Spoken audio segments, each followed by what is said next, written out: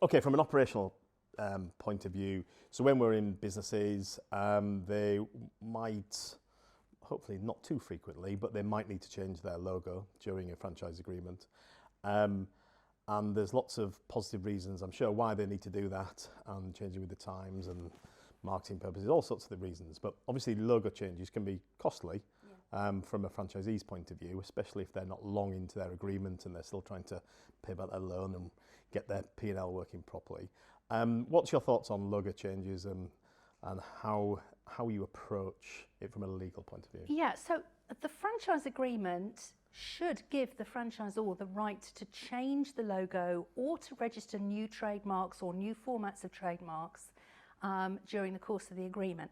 That being said, changing logos is an expensive and time-consuming business, and you're better putting the effort in at the front end, researching your brand and paying a professional to draft up logos for you than trying to do it on the cheap, as it were, and then thinking that you'll fix it later, because it's so disruptive. Even if your franchise agreement says the franchisor can introduce changes to the trademarks at any stage and the franchisee must implement them at the franchisee's cost, that's a very easy way to get your franchisees wound up. Is telling them that they've got to rebrand all of their vehicles, rebrand their paperwork, rebrand their uniforms. It's a costly process.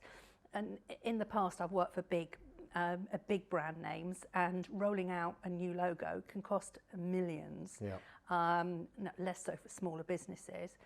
But I would say you have to be practical about it. If there's a reason why the logo has to change, then being practical, you're going to have to work with your franchisees on it and agree a reasonable time for implementing it, no matter what your franchise agreement says.